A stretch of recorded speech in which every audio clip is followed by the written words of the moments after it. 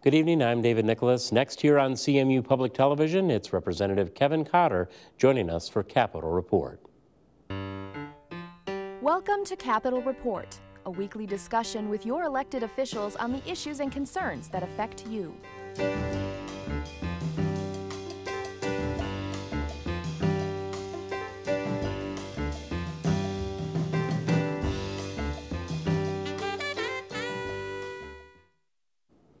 Always good to have you with us on these Tuesday evenings. It's Capitol Report here on CMU Public TV, and we welcome back to our program Representative Kevin Cotter, Republican from Mount Pleasant, currently serving in his second term in the State House. Representative, welcome back to our program. Well, thank you, David. It's always a pleasure to be with you.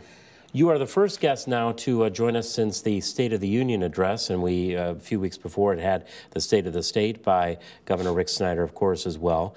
Some overlap, perhaps, in some of those issues as we talk today, and one that continues to spark debate at all levels, federal and state, is anything regarding adjustments at all to the minimum wage. And I'm wondering your view, kind of looking at this, the broad view, before we get to the specifics of how the economies of Michigan and Washington would be suited at this time for any proposed changes that are being talked about. Yeah, I think we're seeing a debate that's really being driven more so in Washington than what we're seeing here in Michigan. Michigan, there's been some discussion, but I'm not seeing it really driven within the legislature. I don't see a legislative change to the minimum wage happening in Lansing. I think what we could potentially see is potentially a ballot initiative. As we've seen in a lot of recent elections, ballot initiatives seem to be more common, and I think that we could see it come to the forefront through that avenue, if you will. But we're not seeing near the debate in Lansing that we're seeing in Washington in regard to a minimum wage increase. Any talk at the grassroots level that if Washington does make some move or does not come through with any change, that either way might influence the startup of a ballot initiative? I think it could. I think, what the president announced the other night during the State of the Union was an increase to a very small population, which would be new federal contract workers, which is a fairly small audience, and that's something that he can do, administratively through an executive order. But as far as an across-the-board change, that would take legislative action or congressional action, and I don't know that we're going to see that. But that could fuel something in Michigan, like you said, like you mentioned, from the grassroots level, to put it on a ballot and let the voters decide. So if we look at that fairly narrow proposal, as is that you just stated, how many of those folks, roughly, I mean, what would be a guess as to how many of them might be doing work connected to any sort of federal contract here in the state? That is to say, what sort of economic impact might there be or not to the proposal as it might be written now? Yeah, I don't have solid figures yet. This came out just a couple of days ago now in the State of the State, or excuse me, the State of the Union. And so I haven't seen the numbers yet as far as what the direct impact would be in Michigan. Obviously, it's going to affect all of the states, across the states, federal workers, but I have not yet seen what the numbers would be to try to ascertain what the political impact, or excuse me, the economic impact of that would be. If we look at action that may or may not happen then here at the state level, critics come out with phrases like non-starters, job killers when they are in opposition to things such as the minimum wage, some of the provisions also that have been put on the table and have started to roll in from the Affordable Care Act. Given where Michigan's economy was and the progress towards a comeback that we have seen, what's your position on what sort of impact these types of things could and would have on the state economy moving forward? Specifically to the minimum wage, my concern is we have a strong recovery in Michigan. What we've seen over the last 3 years, things are heading in a very strong direction. But my concern is that recovery is still fragile. You look at what has happened in Michigan over the last 3 years, some good, solid progress, but there's still a long way to go. My concern is that if we start to increase this minimum wage, what is that going to do to this recovery? What is it going to do to jobs? I mean, if you take the minimum wage from its current level and increase it by $2, $3, $4, $5, I've seen all different proposals out there, but what is that going to do to the number of jobs? At the end of the day, I don't see jobs remaining at current levels if you're forcing a higher wage to be paid. I think there's going to be some repercussion from that. So this is something that really needs to be studied to try to ascertain what the impact is going to be and what is the impact going to be on our recovery. So I have a lot of concerns right now, and I am opposed to arbitrary set minimums. I mean, in this case, I think that we need to look at what is the market willing to pay, and to the extent that we raise that and say, okay, you have to pay X, I think employers would have to make a decision at that point of, are we going to maintain this job or are we going to eliminate this job? If it's $10 an hour or nothing, sometimes that decision is going to be nothing. And I think that that has a negative impact, not just on the state economy as a whole, but also on individual workers. When people hear these different numbers being bandied about, any impact, or is it hard to tell when you look at this, a possible increase intersecting with the 30-hour versus 40-hour week when it comes to what's being dictated by the Affordable Care Act in terms of employment? How do those numbers begin to perhaps come together in such a way that we see an impact one way or the other on the overall state's economy? Well, I think you raise a good point looking at what the implications to this point have been of the Affordable Health Care Act. I mean, I look right here locally, proud to represent Central Michigan University.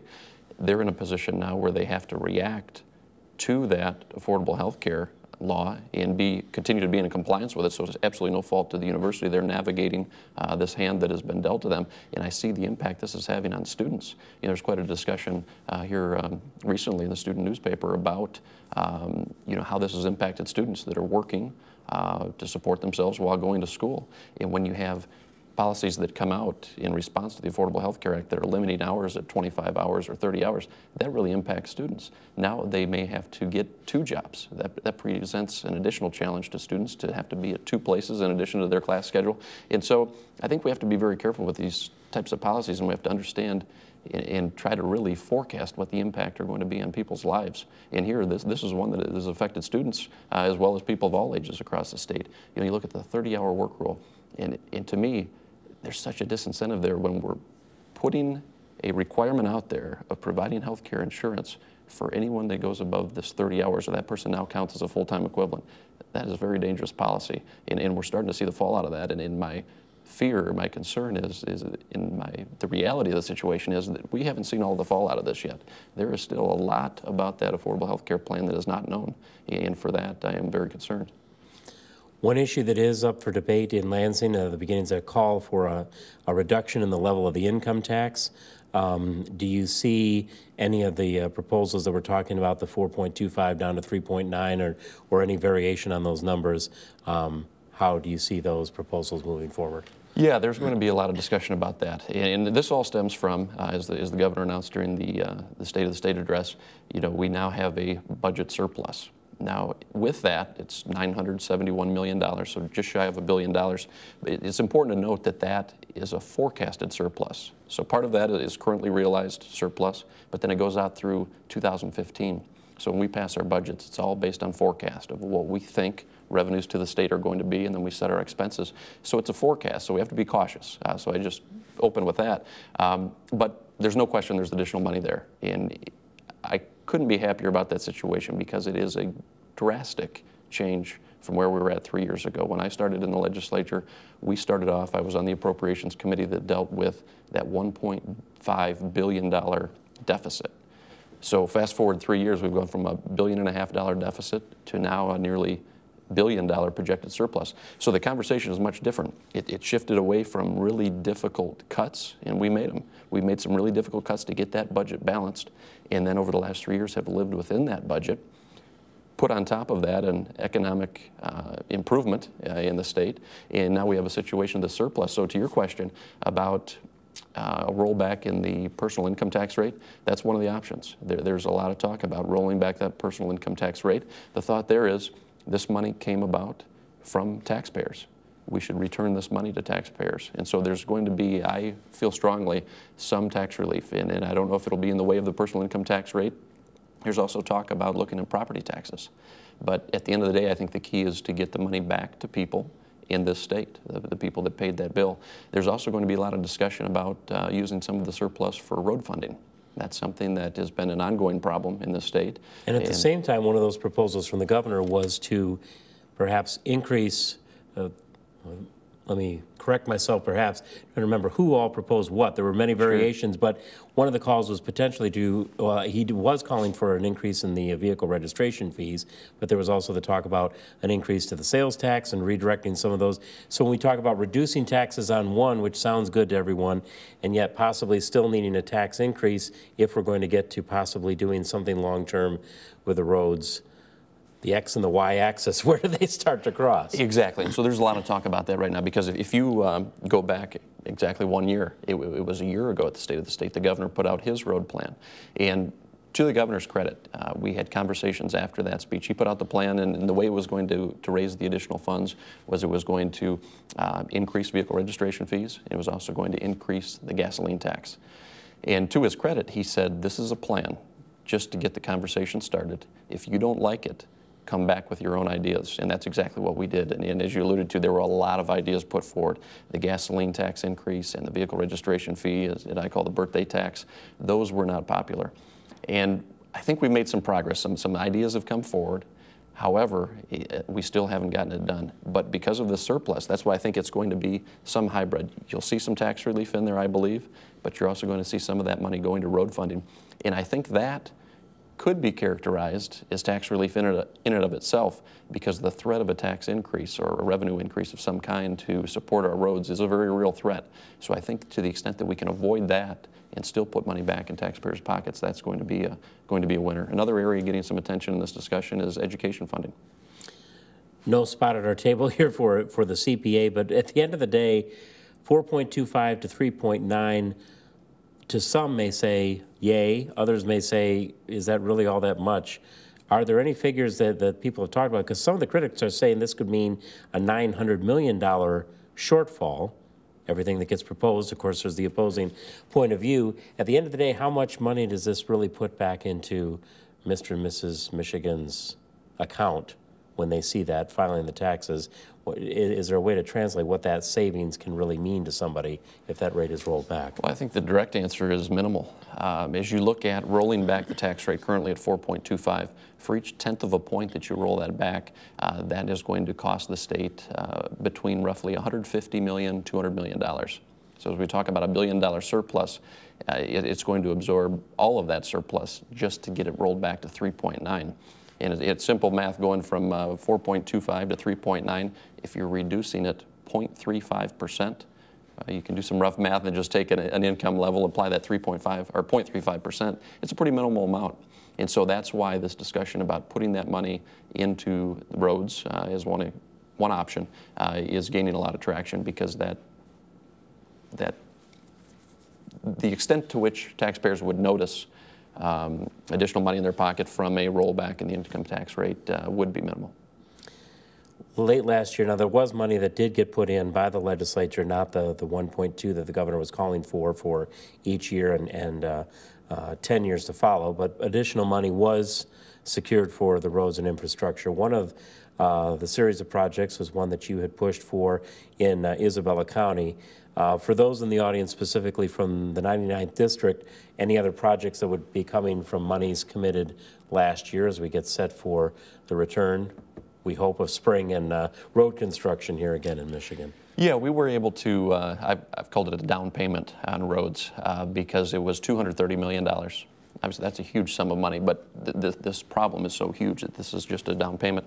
But what we did was, from our last surplus, we've had now a pattern of surpluses, we set aside $230 million for roads and put forward a criteria. These have to be projects that are ready to go, and this money is going to go directly into these projects, not to administrative overhead, but directly to these projects. And so that $230 million was divided into two buckets of $115 million each. We made the first allocation, if you will, to road projects, and as you mentioned, Isabella County is going to receive a project of $640,000. And this is a 6-mile stretch of road in Coldwater Township that is in great need of repair. So I'm very happy about that. That's the first $115 million. This other $115 million is still out there. We're still working to get that money allocated, and I'm fighting for both Isabel and Midland counties to make sure that we get more of that funding here in the district.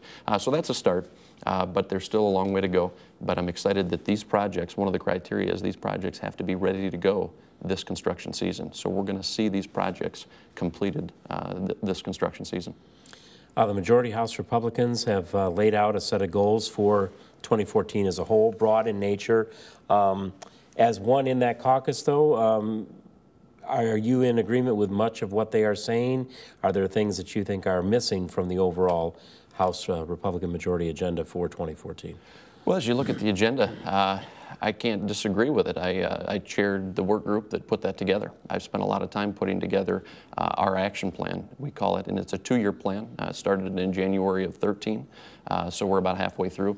And we did this last session as well. And I love the fact that we're putting this out there. And I support it because it's being open. I mean, we could, as a caucus, we could wait until the legislative session ended and say we accomplished everything on our agenda, and the public wouldn't know any better as to what our agenda was. We have to be transparent and put it out there. And so we put together a plan of 56 action items, things that we wanted to take steps on, just like we did last term, and we had a very high conversion rate. We completed a lot of that agenda. But the key is to put it out there before you start the session, and then allow the public to hold you accountable. Transparency and accountability go hand in hand. If we don't tell you what we're going to do, then how can you hold us accountable for it? So we've done that. We've completed over 52% of the action items already just in that first year. That may sound a little light. It may sound like, okay, you did half the work in half the time. Well, it takes time to build that pipeline. So a lot of these other proposals have bills in the process. It just takes time to get them through the legislative process. But I feel like we're on a very good course, and we're getting good feedback from the public. When I'm talking in the district, I bring out that plan all the time, and I show people the plan, show them what's in it, and I get their feedback on it. Given the pipeline, given the process working itself through, any unfinished bills that you have from the past year and in this current session that are still awaiting action, things that you specifically want to see that didn't get passed in full? Yeah, there are.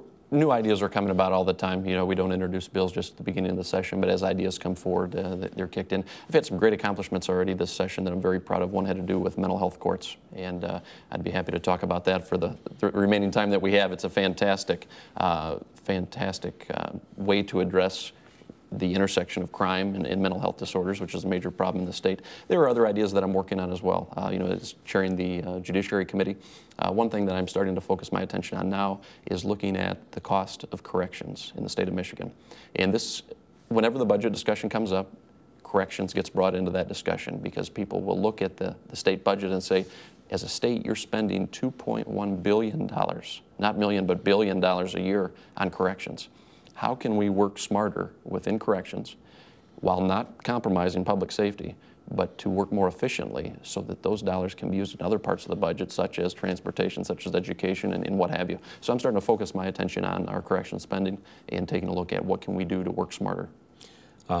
You were about a question and a half ahead, but one of those was indeed with the mental health courts. So I'm glad that you brought that up.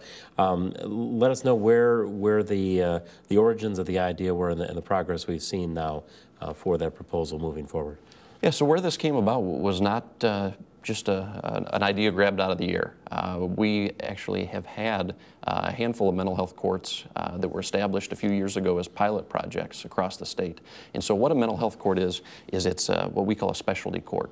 You may have heard we have drug courts in the state, for example. What that does is it takes a particular type of offender, in this case, someone that has committed a crime that suffers from a mental health disorder, and says, okay, for too long in this state, we have been putting people that commit crimes, that suffer from mental illness, in our county jails and in our state prisons. That's probably the worst place for a person with a mental health disorder to go if our eye and our goal is really rehabilitation.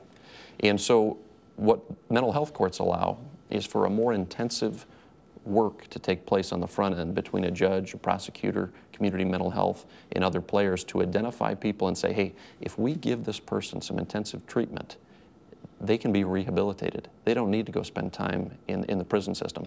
That's better for people, that's better for rehabilitation, and it's better for savings to taxpayers. Because you look at the population of the state, I mentioned the $2.1 billion we're spending a year on about 44,000 inmates. at an average cost of over $34,000 a year. And those are real dollars, so let's invest that on the front end and be able to divert people without compromising public safety. That's the key. And what we did was we looked at these pilot programs that have now been in existence for 3 years, and they're working. We have been able to track people that participate in the program against those that do not and compare their recidivism rates, or the rates at which they reoffend, and they're down 300%. And so we've said, okay, we've got to get this program put in statute to allow other courts across the state to implement it if they choose. It's not forcing it on the communities, but it can be a great tool. And then the next step is going to be when the governor puts out his budget proposal, I'm going to be working very hard to get additional dollars into these mental health court programs. Because what we can do is the same thing we did in 2011. I was a big advocate for drug courts. And Isabella County, which I represent, has had some great success with drug courts.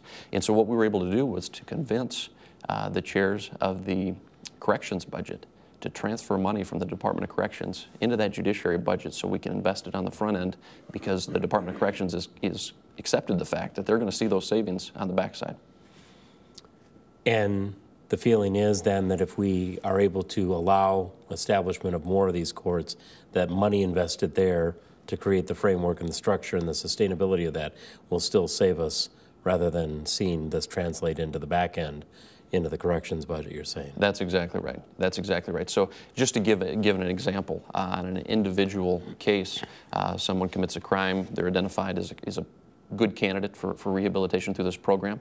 Maybe the investment on the front end is a couple of $1,000s to an individual, and just 1 year of incarceration savings is $34,000. So it is a good investment because there are the results and the proof out there to support these programs. They're being widely accepted, and we were able to get that through not only the House but the Senate. The governor signed it into law, and it had broad bipartisan support, and from what I recall, I think it was almost unanimous vote in both chambers.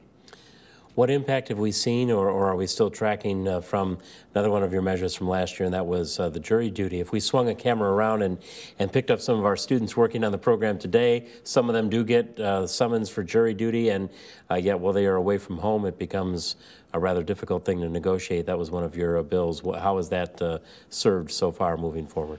So far, it's going really well. We still have some more work to do. It's in the Senate right now. We were able to get it through the House, so for that, I'm very proud. But what this was, and again, representing a college town, we have both Central Michigan University as well as Mid-Michigan Community College, and I'm not that far, I like to think, removed from my years in college, and I know what that inconvenience was like. And, you know, juror service is an inconvenience for everyone, but at the same time, it's an important civic duty. And so I'm respecting that important civic duty, and for that reason, wanted to be very narrow in this bill. And what the bill does is it says for full-time college students, if they can show that service on the jury would conflict with their study schedule, that they can postpone that service until such time as it won't. So for example, it's not a get out of jury duty free card, but it says that if you're a full-time student, you can show there's a conflict, then you can postpone that jury duty till such time as the summer, for example, if it wouldn't be for students that don't take full-time courses in the summer. And so I've worked with judges. I think we have broad agreement that this is narrowly focused and that it's something that we should do because, as you mentioned, you know, I lived in Mount Pleasant at the time that I went to CMU, so I didn't have that distance barrier. So many of our students have the additional barrier of geographic distance. So let's say that someone is here from Metro Detroit. Well, not only do they have to take away from their studies that time spent on the jury, but also the travel time back to their home district. And that is a huge burden, especially if it happens to fall during exam week, for example. So I think it's just a common sense bill. Again, broad bipartisan support, and I'm pretty confident we're going to get it signed into law. Couple of minutes left, and we turn the focus back to what came from state of the state and kind of overlapping perhaps into Washington. The governor called for an amendment to the U.S. Constitution saying they need to do what you and I had talked about at great length today, keeping the budget in balance. Can Washington do what this and other states do, and that's live within its means? Well, they have to. And the question is, how long are we going to allow this train wreck to go down the track? I mean, the federal government can learn so much by looking at Michigan. We were, on a much smaller scale, in a similar position. You know, talked about the $1.5 billion deficit. You talk about the unfunded liabilities that we had. You talk about, you know, the non-existence of the rainy day fund at that time.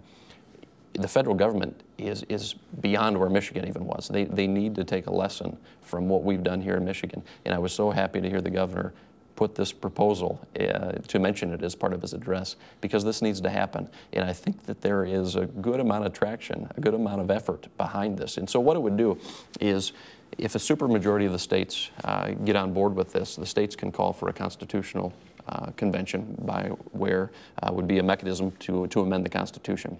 And it would require the federal government to do just as you mentioned, live within its means, a balanced budget amendment. To me, it's just common sense. We have that in Michigan. We are obligated to pass a balanced budget. That just says you can't live outside of your means. You have to be responsible. To me, when people, this is explained to people that I represent, it's just common sense. It's something I've been referring to for years now called kitchen table accounting. It's what families are doing around the kitchen table. When times are tough, you have to make tough decisions. You have to live within those means. It's not convenient. It's not something we want to do. It's something we have to do. It's about determining what our wants and needs, making the distinction, and making that budget work.